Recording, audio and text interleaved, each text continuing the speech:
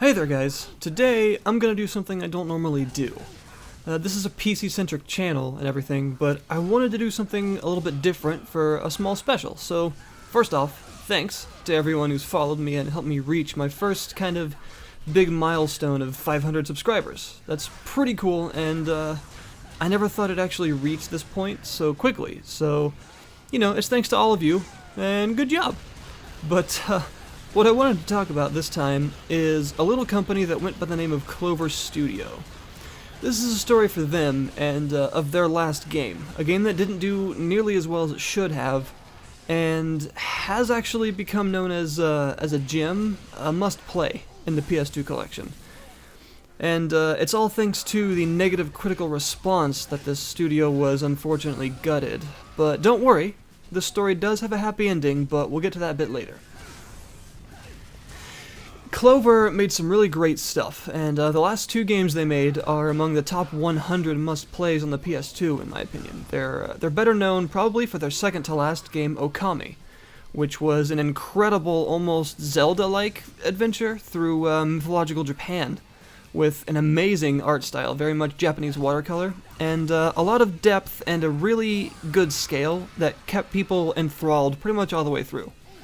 However, what I'm talking about this time is God Hand. Now, God Hand is a bombastic brawler that's unapologetically difficult and offensive, and positively revels in it. You see, God Hand came before its time. It had a lot of things going for it that really would be welcomed in today's gaming world, but at its time of release, the culture and expectations were much different. Personally, now I find it interesting how just a few years can make such a massive difference in how a game could be received, and just how much weaker word of mouth and public reception was back then in terms of actually getting word of a game out there, compared to critical and journalistic sources like magazines and press sites.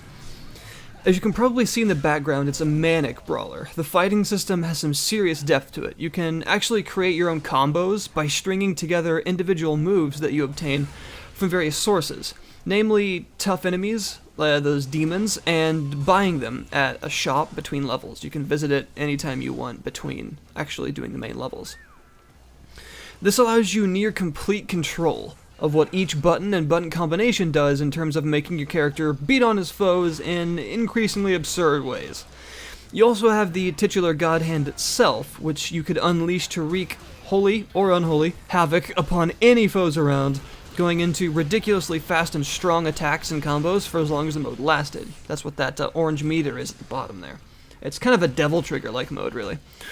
You'll also notice the so-called Roulette System at some point in the background, more than likely. It's a series of very powerful but limited special moves that range from punching the ground so hard it explodes, to kicking someone into the stratosphere, and more besides. This kind of system was actually very satisfying to use. Watching your ideal combo build up and getting the timings just right to send your foes flying across the room is a feeling unmatched by any brawler's sense. It also has a very interesting system of adaptive difficulty, one of its main features. You're probably noticing that little indicator on the bottom left there that says level. That's not actually an indicator of character level, but of difficulty level. You see, the better you do, the more crazy combos you string together, the more enemies you defeat, and the more attacks you actually dodge, the higher this meter goes. Now, taking damage reduces it sharply, and can actually send the level plummeting back down to 1 very quickly, much faster than it actually builds up. As this meter rises, enemies get more aggressive, smarter with their team tactics, and start dealing much more damage with each attack. This is a pretty neat system that actually rewards you for doing better and better with more money to spend later on those moves I was talking about, and a casino, by the way, and answers your good play with progressively more difficult enemies, sometimes even adding more enemies into encounters on the much highest levels of difficulty. It goes from 1 to 3, and then finally up to the 4th, which is actually called level die. Seriously. And you will. A lot. See, this game isn't afraid to punish your mistakes, to smack you down for screwing up, and to simply say, hey, you want to beat this level? Then get better. It made the act of leveling down something you actually don't want to do. It's deliberately humiliating, with every level down punctuated by the booing of a crowd and a big gray "level down" indicator right in your face. The game is basically flat out telling you you suck. Not to mention that there is, in fact, a way to immediately reduce your level to 1 if you're finding the enemies too hard, and let's face it, you're unlikely to even survive enough hits to level you down enough at that stage. And that's by groveling. Yeah, that's right, you can actually grovel at the feet of your enemies in order to reduce the difficulty level back to 1 immediately, skipping any in between where you are now. In other words, the game not only mocks you for doing poorly, but it makes you practically beg it for mercy in order to just get a small break. However, that's not to say the game is unfair. You see, God Hand actually handed you everything you needed to succeed at it from the very beginning. The starting combos are actually pretty good. In fact, some people like to do playthroughs of the game simply with this starting moveset only. And all of the dodge moves and things are things that you actually start with, and they're always at their full strength, essentially. Since there's no character level system, that means that you're pretty much always as powerful as you can be, aside from actually piecing together combos. There are no instant death pitfalls. There are no waves of enemies clown carring out of hidden monster boxes that you couldn't possibly have actually prepared for. And every time you die in this game, you know exactly what killed you. You immediately understand what went wrong, and that's an excellent way to actually keep people playing. Because when a player dies to something unseen or unexpected, it's very easy to then feel cheated, and you tend to lose some enthusiasm for the game design in general every time this happens. But if the player knows exactly why they failed, you'll find they generally want to jump right back in and try once more in an attempt to learn from what went wrong last time and to try to outdo their last try, to not repeat their previous mistakes. There are plenty of games nowadays that deliver this feeling to the players, but when this game first came out, it wasn't really a commonly asked for or sought after thing. People didn't necessarily want that kind of punishing difficulty. And that's a large reason why the game didn't do so well upon its release. Now, this is where the critical failure of God Hand really shows the evolution of gaming culture in general. You see, God Hand was released in North America on October 10th of 2006. Now, what does the style of punishing but fair difficulty remind you of? If you're thinking the Souls games, then you're absolutely right.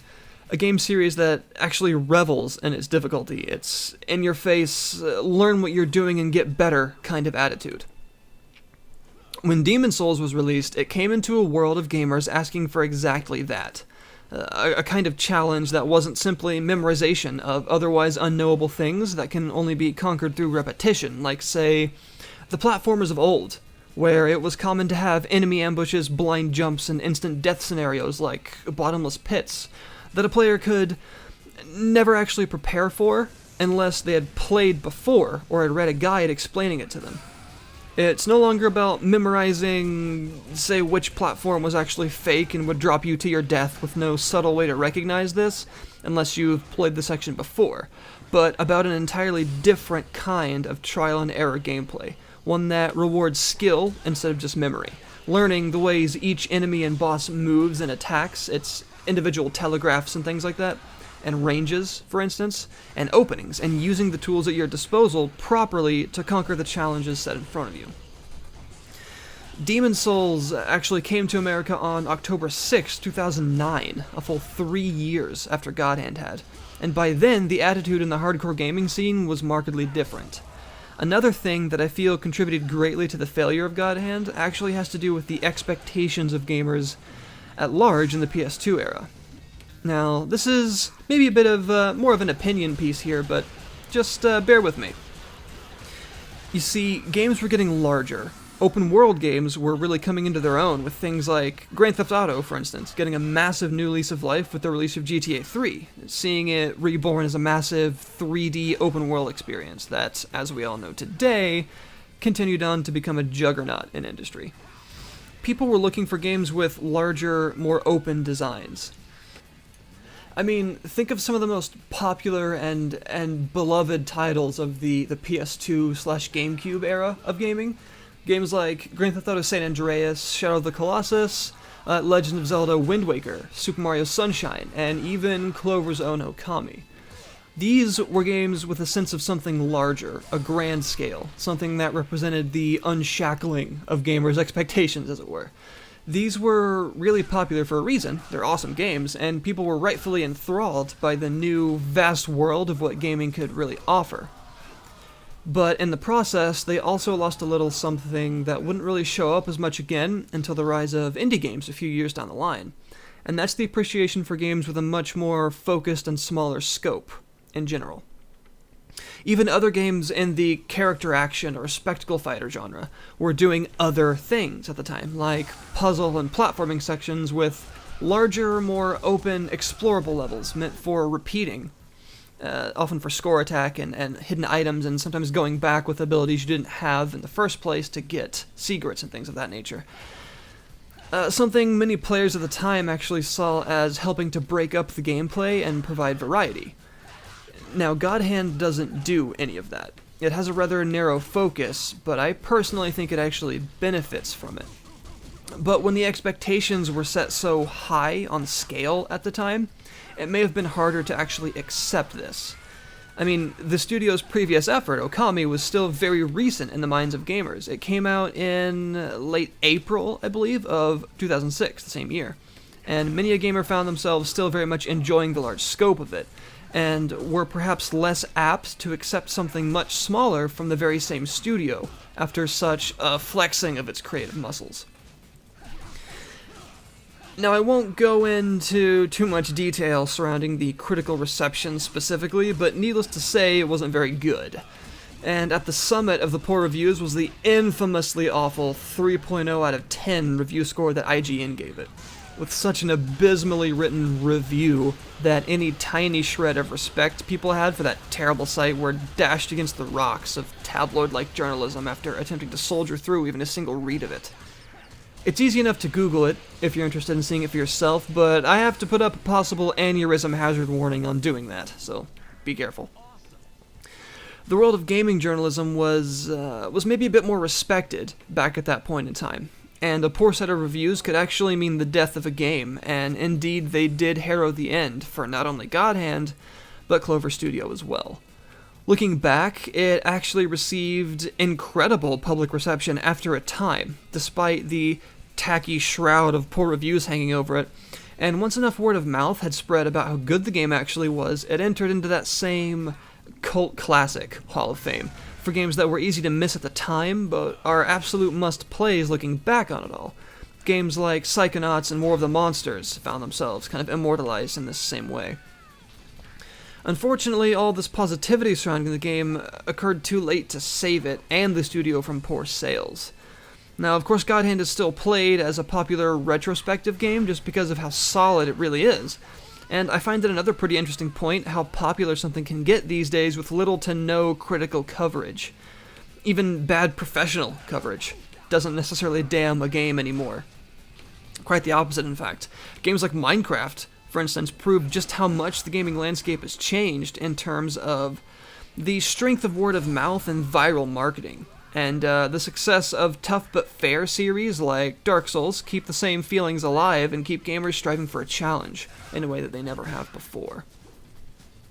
Think of it as an interesting era where people were still very much into the expansion of gaming in general, the focus to expand outward. You know, the 3D era, the first 3D era, as in the really kind of off stuff, the PS1 N64 era of games. Obviously, there were tons of very good games in that era, but they were still expanding at that point, and 3D technology was still kind of experimental. As you can see, pretty much any kind of 3D modeling and things like that on those consoles were not very good because people were still getting used to it, and everything was expanding at such a rapid pace that expectations were actually kind of inflating maybe a bit faster than the technology at this point.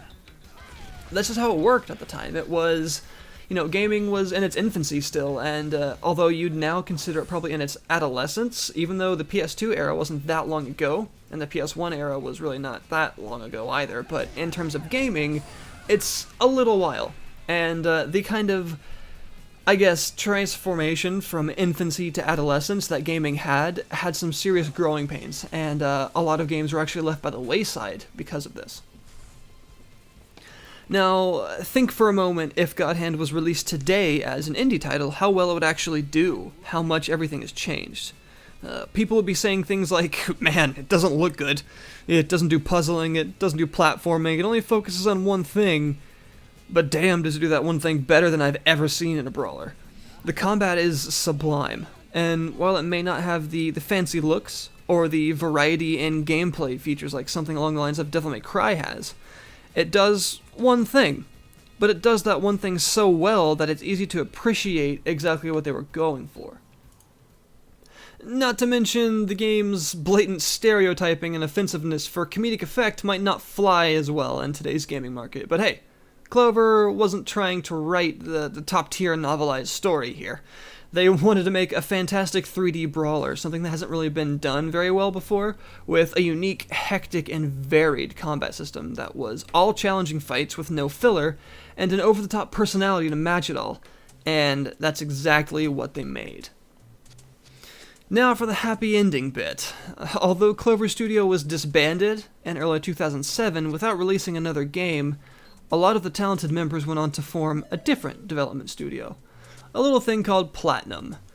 Oh yes, the guys behind the best spectacle fighter ever made in my opinion, Bayonetta, and its sequel, as well as other fantastic games, each with their own signature over-the-top style and silly writing, with a penchant for the absurd, like Vanquish, Metal Gear Rising, Revengeance, and Wonderful 101, and even more, of course. The heart and soul of what made God Hand so great still lives on in Platinum games. And honestly, I hope that they start releasing more of their stuff on the PC soon, please. Give us Bayonetta. I would pay actual Earth dollars if I could get at least the first one on PC, because I know the second one has some Nintendo allegiance, because they were the only ones willing to actually make it happen. But, you know. Anyway, I hope you enjoyed this little look back, and I hope it was at least interesting to some of you. So, thanks again for helping me reach 500 subs. It's really cool. And I'm really happy to be here and to continue doing what I'm doing. And hopefully I continue to get better and continue to grow. So here's to many, many more. Thanks very much for watching, and I'll see you next time.